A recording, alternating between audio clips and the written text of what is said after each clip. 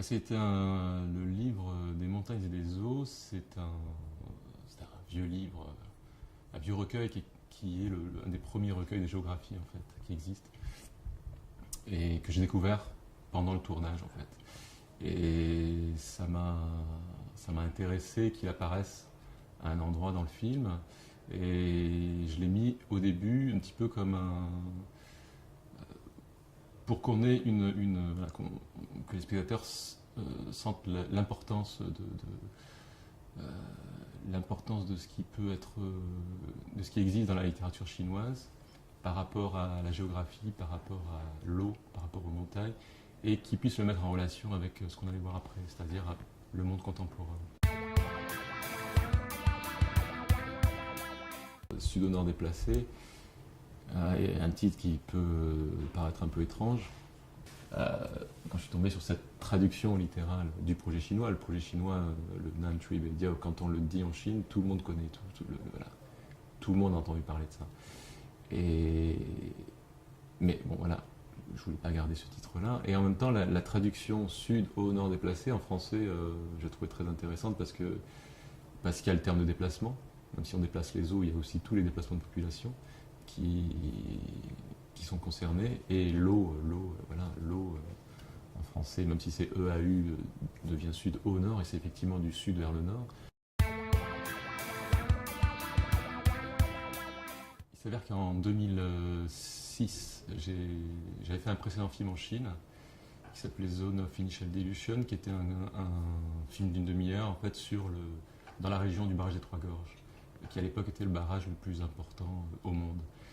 Et d'avoir fait ce film-là, d'avoir été sur place, euh, m'a donné envie de prolonger et de passer d'un endroit assez restreint, c'est-à-dire en amont du barrage, toute la région, et développer un projet à l'échelle du pays. Donc ça, c'était une envie forte d'aller plus loin et de pouvoir sillonner tout le pays. Et c'est à ce moment-là que j'ai entendu parler de ce projet Nantri Beidao, qui est le détournement des fleuves du sud vers le nord du pays. Ces voies d'eau qui allaient détourner une partie des fleuves et alimenter le nord du pays me permettaient, moi, d'avoir une sorte de fil conducteur, en fait, pour sillonner un petit peu partout les régions, et puis de faire surtout un état des lieux de la Chine aujourd'hui. Chaque tournage et repérage, je fais pas de distinction entre les deux en fait, parce qu'il y a beaucoup d'images qui sont dans le film qui faisaient partie des repérages. À chaque fois, c'est moi qui filme, donc je suis au cadre. J'avais toujours un assistant avec moi, un assistant traducteur, et puis un chauffeur, voilà, pour pouvoir se déplacer absolument partout. Et donc parfois on était quatre, il y avait une personne supplémentaire, qui était une personne parfois qui venait de France, parfois qui me donnait un coup de main. On était entre 3 et 4 maximum en fait.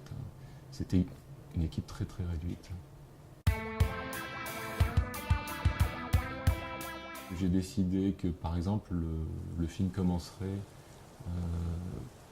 pas par le projet lui-même, mais par une des causes du projet. Je dis bien une parce qu'il y en a beaucoup d'autres.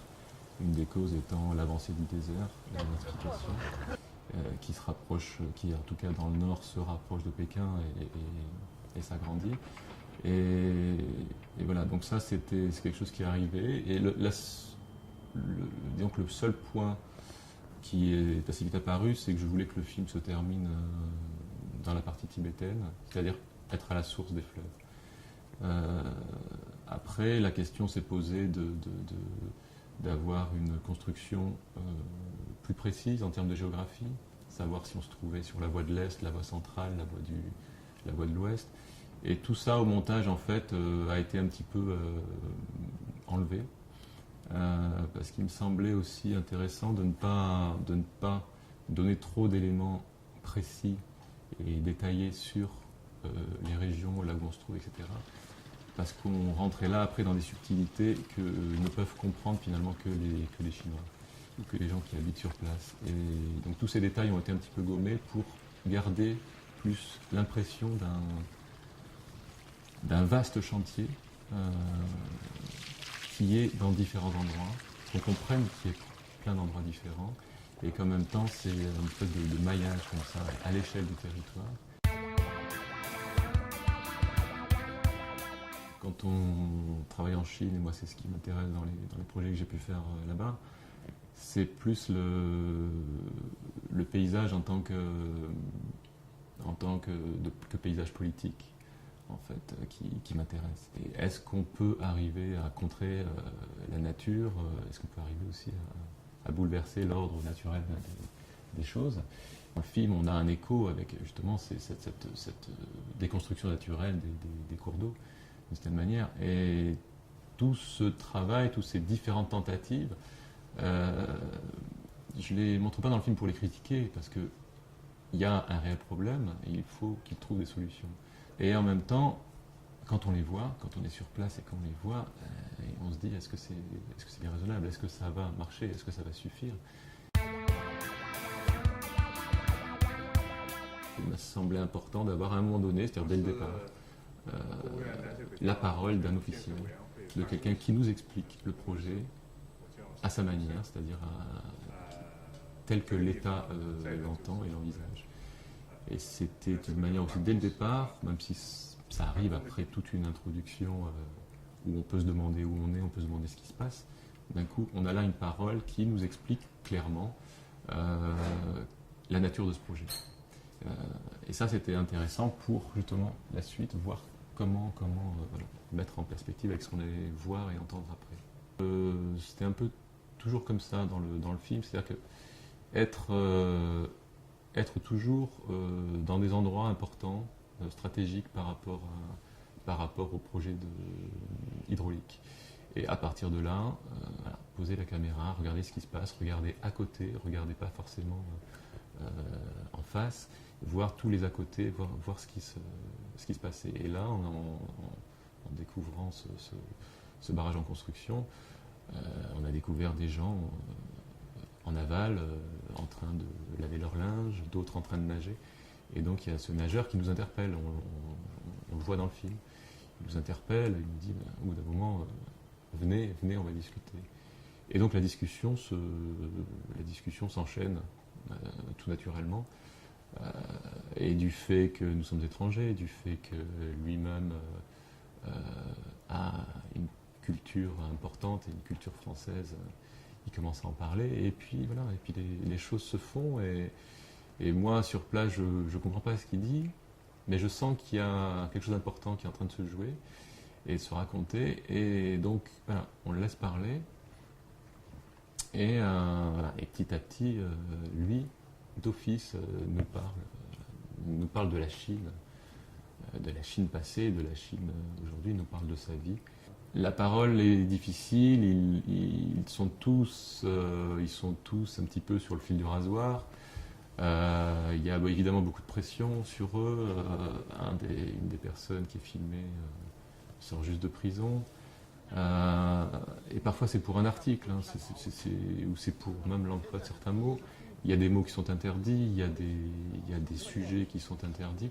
Mais je dirais qu'ils connaissent ça par cœur. Ils connaissent ça par cœur et ils en ont plus peur, ils sont tellement là-dedans depuis longtemps que leur parole, et on le sent dans le film, elle est complètement libre. Cette dernière personne en fait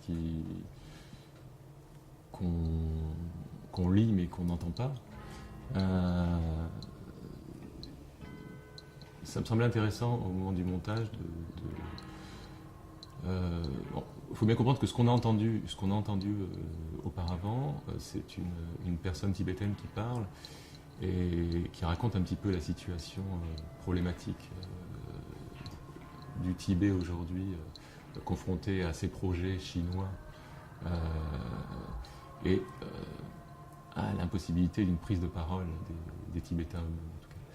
Et donc cette impossibilité pour les Tibétains de parler, d'une certaine manière, moi je la prolonge avec cette personne qu'on va voir, ou en tout cas on va voir la silhouette, mais on ne va pas l'entendre.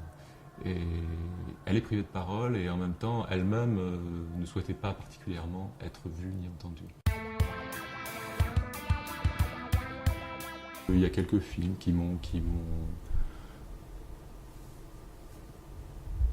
guidé d'une certaine manière, ou en tout cas qui étaient là sans trop que je sache pourquoi. Mais voilà, un film que j'ai vu il y a longtemps et auquel j'ai repensé pendant ce tournage, c'était le film de Peter Mettler qui s'appelle Gambling Gods and LSD, qui est une espèce de film fleuve, même si ça n'a rien à voir avec le fleuve, mais qui se passe dans différents pays et où il y a aussi tout un travail je pense, d'écriture et qui m'avait marqué à l'époque, voilà, auquel j'ai pu repenser à des moments donnés sans vouloir évidemment le revoir. Je n'ai pas voulu le revoir parce que je pense que c'est plus intéressant de garder une image, même si elle est fausse, d'un film qu'on a vu, plutôt que de le revoir et de se dire non, finalement, après ça nous appartient.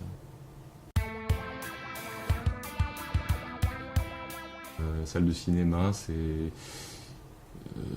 moi je le constate pour un film comme celui-là. Je déplore que des gens puissent voir ce film sur leur écran d'ordinateur, par exemple.